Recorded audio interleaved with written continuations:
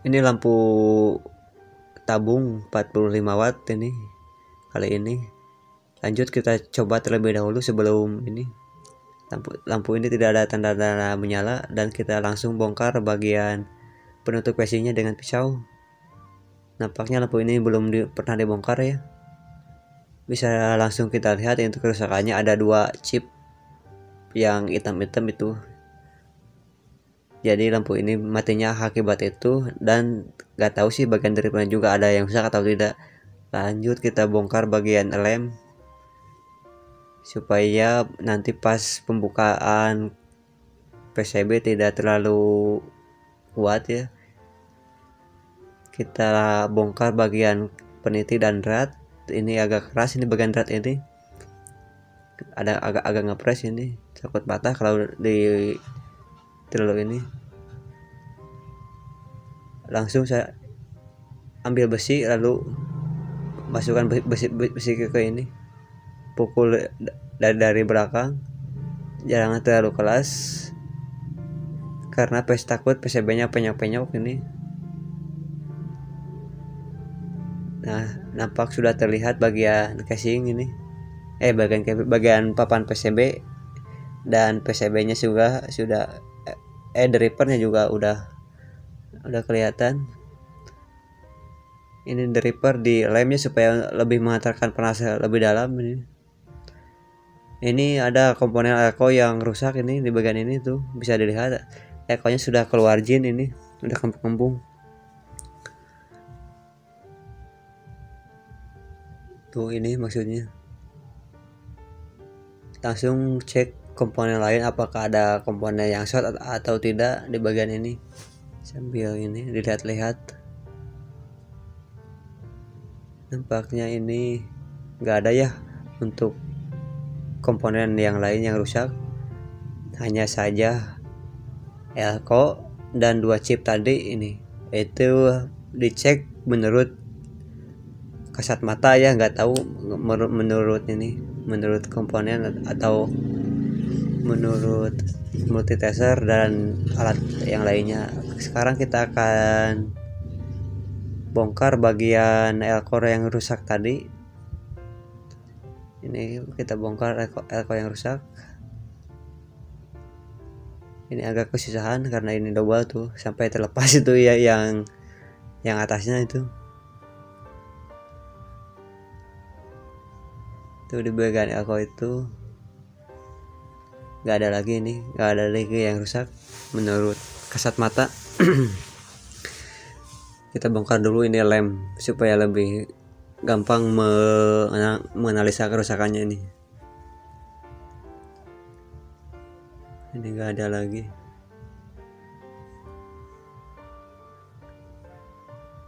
Untuk selanjutnya kita akan memasang atau mengganti elko yang rusak tadi dengan elko yang baru. Namun saya kendalanya di sini karena yang tadi pakai 10 mikro dan sekarang saya tidak ada stok dan akan menggantinya dengan yang lebih kecil, tapi enggak terlalu kecil sih, 6,8 mikro itu, 6,2 mikro itu enggak terlalu kecil. Seharusnya sih enggak disaranin, kalau ada bisa yang sama untuk mikronya, kalau nggak ada bisa dilebihin sih, bisa dilebihin.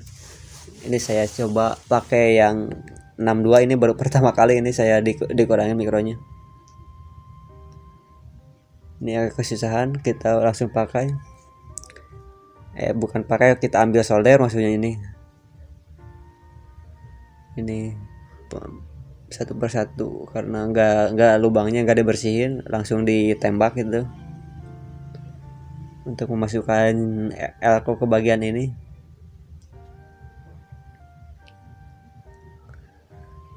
Tuh bisa dilihat, tapi untuk polnya sama sih, tadi juga kan 400 volt, sekarang kita pakai 400 volt.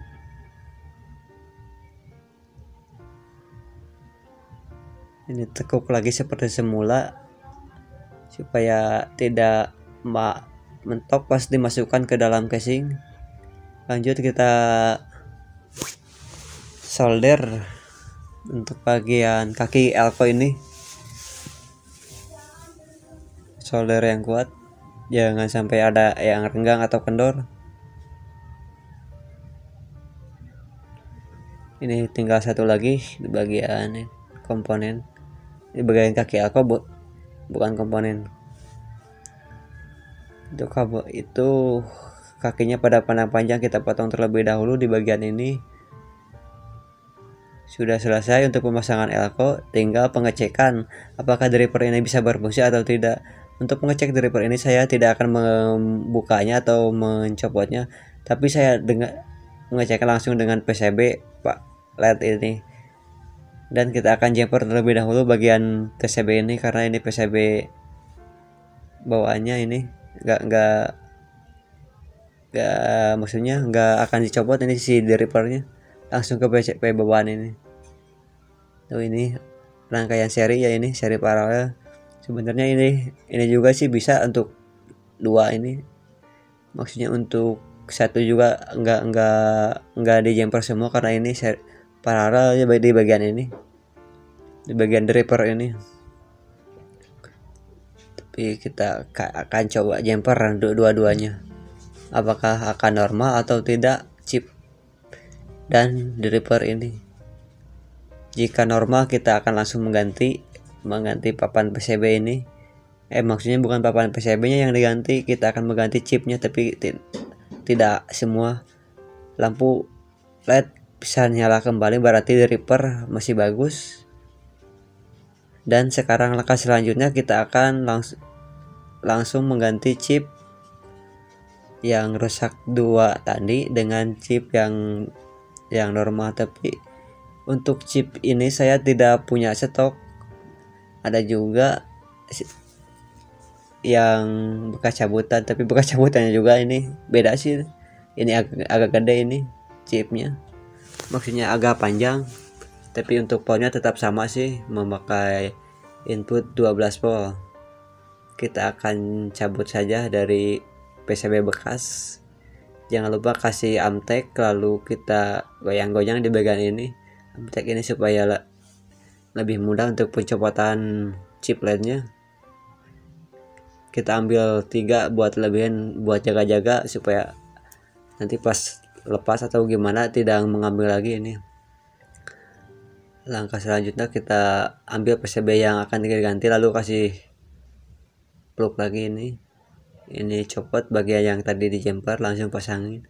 Untuk pemasangannya ini harus benar-benar di tengah, karena chip bagian ini gede ya, jadi kalau ke kiri nanti takutnya ke konslet. Ini harus tengah-tengah, kita ambil tengah-tengahnya aja, karena untuk ininya juga gede sih, untuk bagian yang ke PCB nya juga.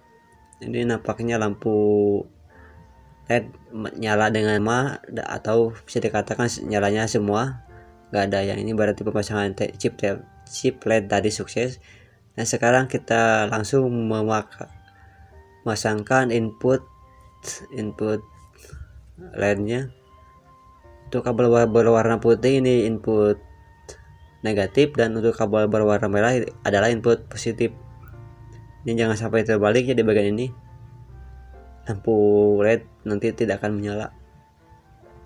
Jadi ini langkah alternatif untuk mengganti chip LED, dan yang tidak ada, yang penting supply-nya inputnya sama. Ini yang tadi kita ambil chip LED-nya ini bekas PCB, ini kayaknya PCB sama sih untuk wattnya 45 watt. Ini tuh bisa dilihat, cuman ini chipnya gede, yang ini kan chipnya kecil. Tinggal kita masukkan ke dalam casing ini, dan kita langsung coba apakah bisa nyala dengan baik atau tidak. Nanti kita tunggu hasilnya. Ini tidak muat gampang ini, karena tadi ada solderan, mungkin kita langsung pasang aja ini bagian PCB kita langsung pasang. Dan ini harus ditekan-tekan ya supaya lebih rapat, dan panasnya juga akan lebih merata. Dan si chiplet akan tahan lama atau umurnya akan awet dan tidak akan pendek. Ini kita langsung bongkar, bukan bongkar tapi gunting bagian casing tadi supaya kabelnya lebih panjang, karena ini saya kabel nggak diganti. Kita gunting saja bagian ini. Nah, ini sudah selesai. Lanjut langkah selanjutnya, kita memasang bagian drat dan peniti ini. Ini kesusahan, ini bagus, ini dratnya kuat. Ini udah selesai, tinggal pasang peniti udah, langsung kita kasih lem secukupnya. Ini jangan lupa untuk setiap ini kita kasih lem, tapi lemnya harus merata, jangan terlalu banyak, jangan terlalu sedikit, yang penting merata, secukupnya saja diperkira-kirakan. Kita pasang bagian penutup casing, lalu kita tekan-tekan supaya lebih rapat. Dan jangan lupa setelah pasang penutup casing suka ada lem, itu lemnya harus dibersihkan sekarang, karena takut apa, karena nanti kalau dilamain remnya suka keras. Kita akan coba langsung ke input AC ini, ke fitting. Apakah bisa menyala. Ternyata lampu bisa menyala dengan baik.